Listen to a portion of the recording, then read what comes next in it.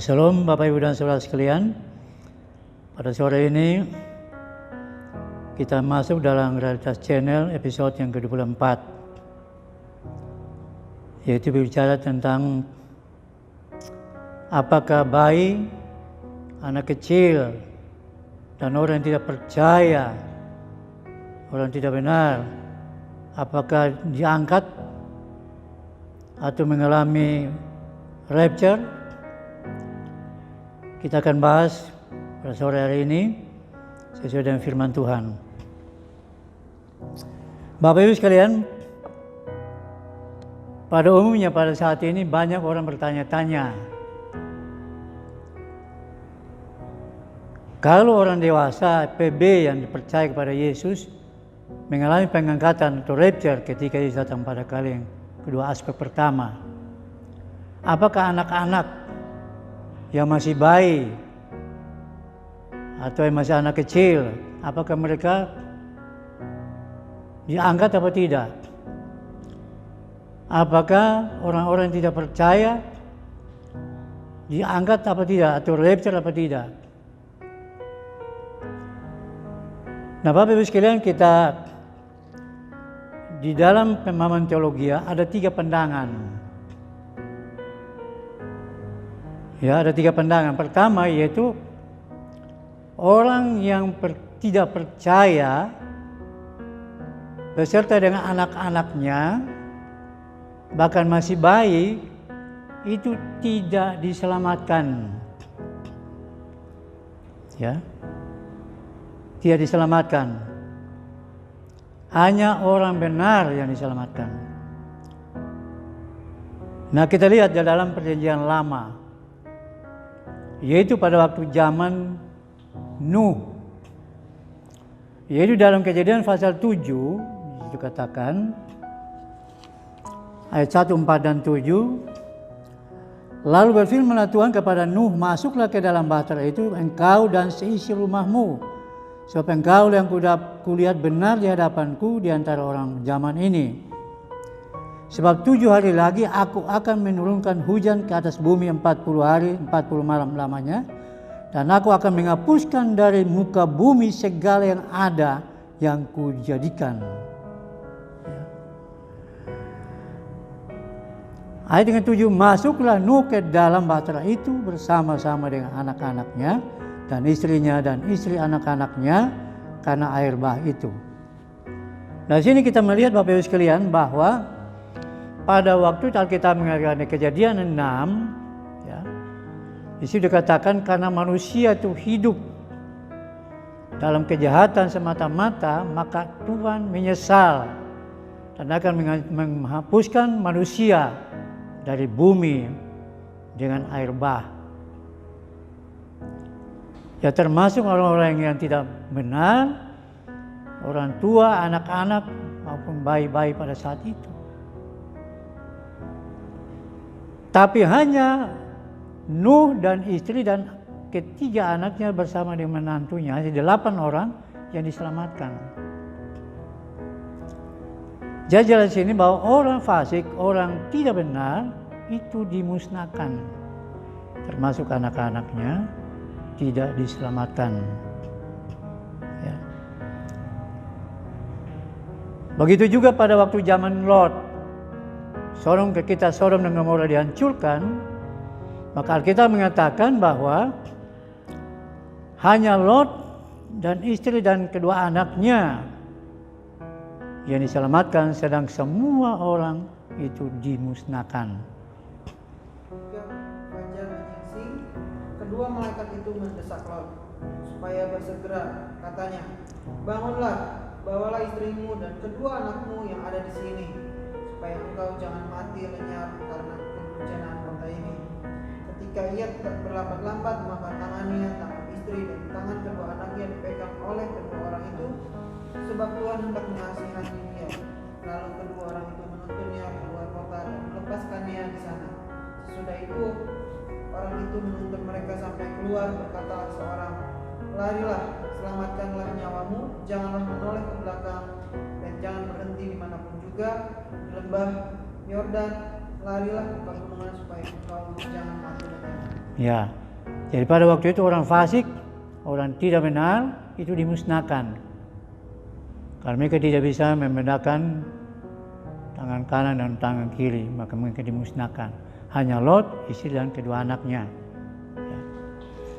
Berikutnya masih dalam perjanjian lama, yaitu anak sulung daripada orang Mesir dimusnahkan, sedangkan anak orang Ibrani, orang benar itu diselamatkan. Jadi dalam Keluaran pasal 12 ayat 12 sampai 14. Sebab pada malam ini aku akan menjalani tanah Mesir dan semua anak sulung dari anak manusia sampai anak binatang akan kubunuh, dan kepada semua Allah di Mesir akan kujatuhkan hukuman. Akulah Tuhan, dan darah itu menjadi tanda bagimu pada rumah-rumah di mana kamu tinggal. Apabila melihat darah itu, maka aku akan lewat daripada kamu. Jadi tidak akan ada tulah kemusnahan di tengah-tengah kamu apabila aku menghukum tanah Mesir. Hari ini menjadi hari peringatan bagimu. Kamu harus merayakannya sebagai hari raya Tuhan turun-temurun. Kamu harus merayakannya sebagai ketetapan untuk selamanya. Ya. Kemudian kita lihat waktu Yosua dan orang Israel masuk ke kota Yeriko, memusnahkan kota Yeriko, ya, semuanya dimusnahkan. Hanya waktu itu Rahab perempuan sundal itu dan semua keluarganya diselamatkan. Ya. Itu kita bisa dibaca dari Yosua pasal 2 ayat 18 dan 21. Di situ dikatakan, sesungguhnya apabila kami masuk ke negeri ini harus tertali dari benang kirmisi, itu kau ikat pada jendela tempat yang kau menurunkan kami, dan ayahmu serta ibumu, saudara-saudaramu, serta seluruh kaum keluargamu, kau kumpulkan di rumahmu. Setiap orang yang keluar nanti dari pintu ke rumahmu harus sendiri menanggung akibatnya. Kalau darahnya tertumpah kami tidak bersalah, tetapi siapapun juga yang ada di dalam rumahmu, jika ada orang yang menciderainya, kamilah yang menanggung akibatnya tertumpah darahnya. Tapi jika engkau mengabarkan perkara kami ini, maka bebaslah kami dari sumpah kepadamu itu yang telah kau suruh kami ikrarkan. Ayat 21, perempuan itu pun berkata seperti yang telah kamu katakan, demikianlah akan terjadi. Setelah itu lepaskannya orang-orang pergi, maka berangkatlah mereka. Kemudian perempuan itu mengikat tali kermisi itu pada jendelanya. Demikianlah Rahab perempuan sundal itu dan keluarganya serta semua orang yang bersama-sama dengan dia dibiarkan hidup oleh Yosua. Maka diamlah perempuan itu di tengah-tengah orang Israel sampai sekarang, karena ia telah menyembunyikan orang suruhan yang disuruh Yosua mengintai Yeriko. Ya, jadi semua dimusnahkan. Orang-orang tua sampai ke anak-anak semua dimusnahkan. Hanya Rahab dengan kaum keluarganya, seisi rumahnya dan kaum keluarganya diselamatkan dengan tanda benang kermisi. Ya, tanda keselamatan.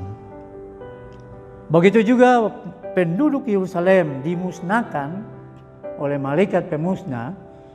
Itu hanya orang yang bertanda T di dahinya diselamatkan, sedangkan yang lainnya dimusnahkan. Kita bisa baca di Yeskiel pasal 9 ayat 4 sampai 6. Yeskiel pasal 9 ayat 4 sampai 6. Firman Tuhan kepadanya, berjalanlah dari tengah-tengah kota, yaitu Yerusalem, dan tulislah huruf T pada dahi orang-orang yang berkeluh kesah karena segala perbuatan-perbuatan keji yang dilakukan di sana. Dan kepada yang lain-lain aku mendengarkan dia berfirman, ikutilah dia dari belakang melalui kota itu dan pukullah sampai mati. Janganlah merasa sayang dan jangan kenal belas kasihan. Orang-orang tua, teruna-teruna dan darah-darah, anak-anak kecil dan perempuan-perempuan, bunuh dan musnahkan. Tetapi semua orang yang ditandai dengan huruf T itu jangan singgung, dan mulailah dari tempat kudusku. Lalu mereka mulai dengan tua-tua yang berada di hadapan bait suci. Ya. Jadi pemusnahan penduduk kota Yerusalem itu semuanya dimusnahkan, mulai dari rumah Tuhan, mulai orang tua sampai ke anak-anak bayinya semua. Waktu itu saya tanya pada Tuhan, saya baca ini saya nangis. Dan Tuhan, kenapa kok bayi-bayi anak-anak itu dimusnahkan? Jadi Tuhan ingatkan bahwa kalau mereka tidak dimusnahkan masih bayi dan kecil ini, nanti ketika mereka hidup, mereka bertambah dosanya. Jika mereka dimusnahkan, maka lebih baik mereka dimusnahkan masih bayi dan anak kecil ini, sehingga tidak bertambah-tambah dosanya. Nah, sekarang kita masuk ke poin yang kedua, yaitu orang percaya dalam PB yang tidak bertobat, ya, yang percaya Yesus tapi tidak bertobat, ya, dengan sungguh-sungguh bahkan murtad, dan juga orang-orang yang tidak percaya Yesus dalam zaman Perjanjian Baru, itu mereka tidak diangkat, atau anak-anaknya tidak diangkat. Tapi mereka ini yang masuk dalam masa aniaya besar. Tapi mereka masuk aniaya besar, dan ketika mereka masuk aniaya besar, mereka sadar dan bertobat, percaya Yesus, maka ada kesempatan untuk diselamatkan. Termasuk orang Yahudi yang sampai saat ini mempercayai Yesus. Tapi mereka akan masuk dalam masa aniaya. Tapi ketika masuk dalam aniaya itu, mereka sadar dan bertobat, maka diselamatkan. Di dalam perjanjian baru, dalam masa perjanjian baru, mereka akan diselamatkan dan rapture. Nah, itu golongan ada yang kedua. Dan yang ketiga yaitu orang percaya perjanjian baru yang sudah percaya Yesus, bertobat, dibaptis lahir baru. Sebagaimana saya katakan pada episode yang lalu, banyak orang mengenal Allah, percaya pada Allah, kemudian mencari Allah, kemudian bertobat, percaya Yesus, dibaptis lahir baru, maka mereka ini yang akan mengalami selamat, keselamatan, dan mengalami rapture, sebagaimana saya sudah katakan pada episode yang lalu, itu syarat pengangkatan. Nah, itu bersama-sama dengan anak-anak mereka. Juga diselamatkan dan diangkat. Dasarnya apa? Alkitab mengatakan bahwa di dalam Matius 21 ayat 16, ya, Matius 21 ayat 16, Yesus katakan, Yesus berkata kepada orang Yahudi, apa kata Yesus? Lalu mereka berkata kepadanya, engkau dengar apa yang dikatakan anak-anak ini? Kata Yesus kepada mereka, aku dengar. Belum pernahkah kamu baca dari mulut bayi-bayi dan anak-anak yang menyusu, kau telah menyediakan puji-pujian. Anak-anak menyusu, bisa muji-muji Tuhan. Itu saya di Mazmur 8 ayat 3, itu referensinya. Mazmur 8 ayat 3, itu sama. Jadi Yesus mengutip perjanjian lama itu Mazmur 8 ayat 3, sama bunyinya.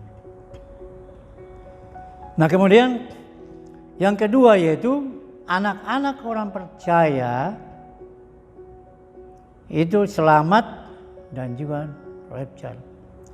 Yaitu Lukas pasal 2 ayat 21 sampai 22. Dan ketika genap 8 hari ia harus disunatkan, ia diberi nama Yesus, yaitu nama yang disebut oleh malaikat sebelum ia dikandung ibunya.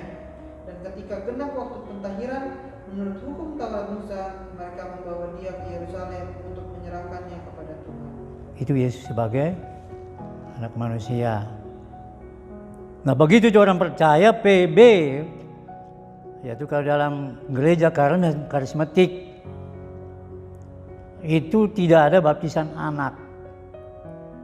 Dan dalam gereja juga tidak ada baptisan anak. Hanya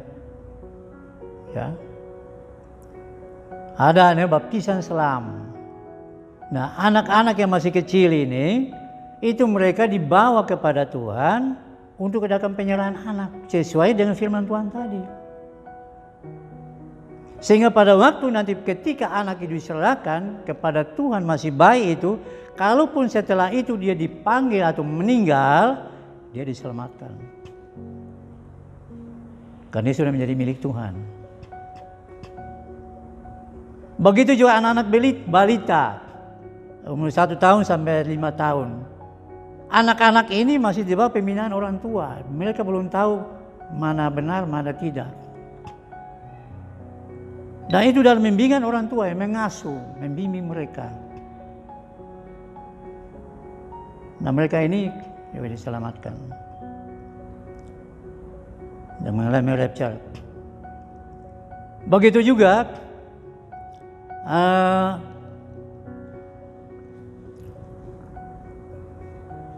anak-anak yang sudah 12 tahun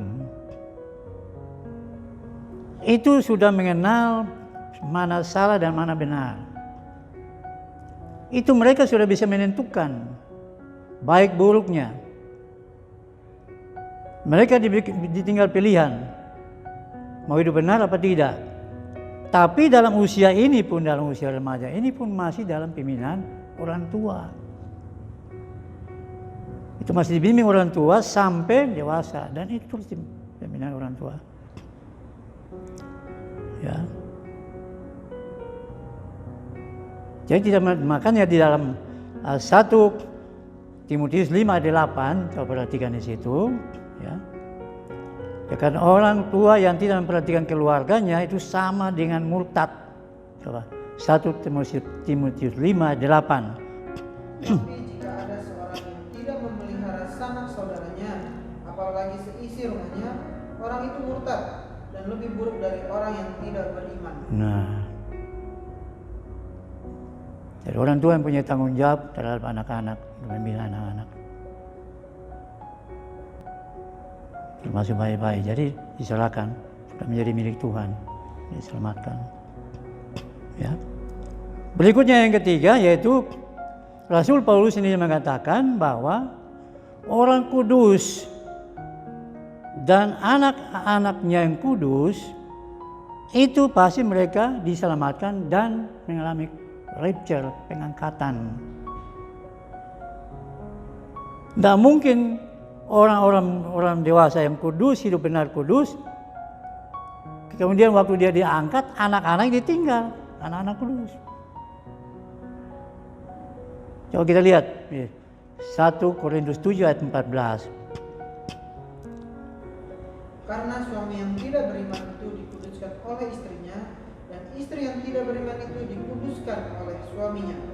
Andai kata tidak demikian, niscaya anak-anakmu adalah anak cemar, tetapi sekarang mereka adalah anak-anak kudus. Amin. Dikatakan kamu adalah umat yang kudus, umat pilihan Allah, imamat yang rajani, yang diselamatkan daripada waktu pengangkatan atau rapture. Orang-orang kudus beserta dengan anak-anaknya semua diselamatkan dan mengalami rapture. Bahkan di situ dikatakan kalau seorang beriman menikah dengan seorang yang tidak beriman, maka orang yang tidak beriman itu dikuduskan oleh orang yang beriman. Ya. Jadi kalau kita orang yang beriman percaya Yesus menikah dengan seorang yang tidak beriman, laki-laki menikah dengan seorang yang tidak beriman, jangan pisahkan dia, jangan ceraikan dia.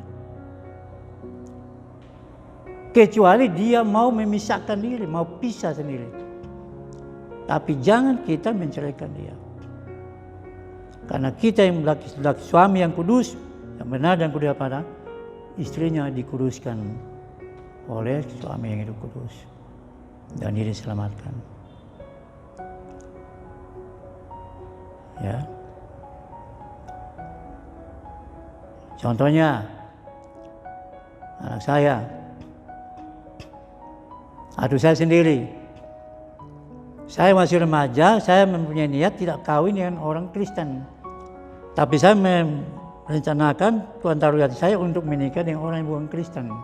yaitu orang Muslim, supaya menangkan jiwa. Nah, istri saya juga waktu dia masih remaja, dia juga Tuhan taruh di hatinya, atau dia percaya dia tidak mau menikah dengan orang Muslim, orang Kedar. Karena dia tahu bahwa bapaknya itu kawin sampai 4, jadi dia nggak mau di madu. Nah, ini sama-sama. Saya dari Kupang, NTT, bertemu dengan istri saya di Banten, jodoh, nikah. Dia percaya Yesus, anak-anaknya semua percaya Yesus, karena anak kami semua percaya Yesus. Dan saya percaya pada waktu Yesus datang, kami semua diangkat. Yang kedua, anak saya nikah dengan suami orang Kedar. Pada waktu terjadi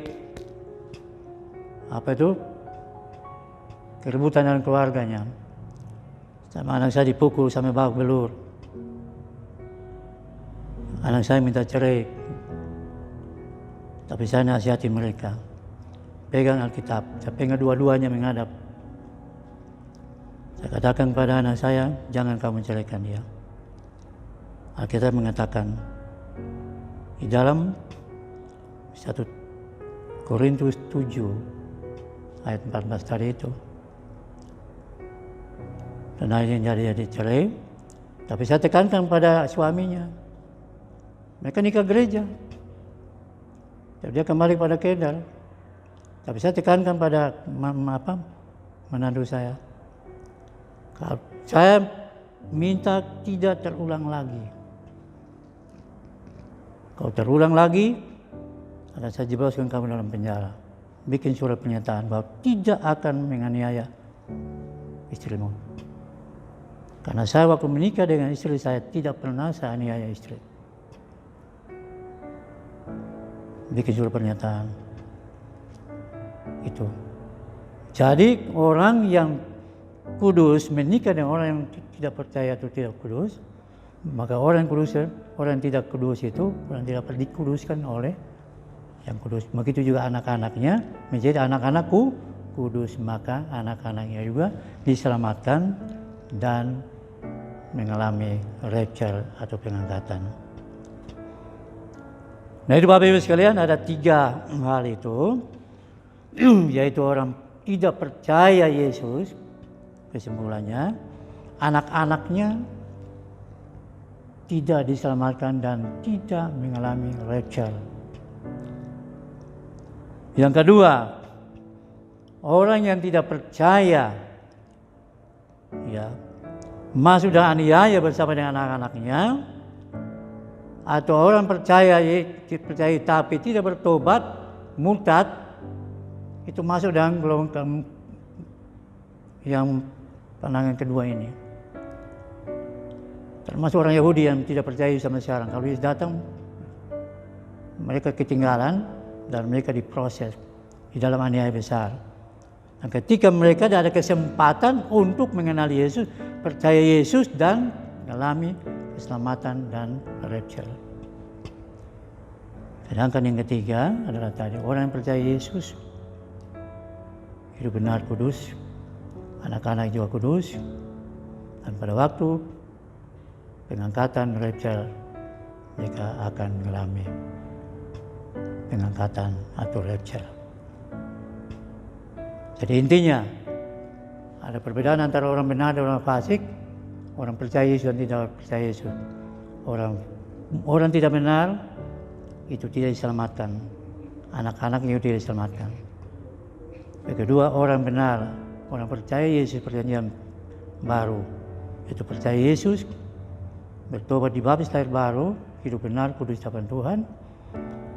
Mereka diselamatkan, juga termasuk anak-anaknya juga diselamatkan dan mengenai rapture. Ketika Yesus datang pada kali yang kedua, aspek pertama jadi angkat ke angkasa. Dan akan reuni bersama-sama di angkasa.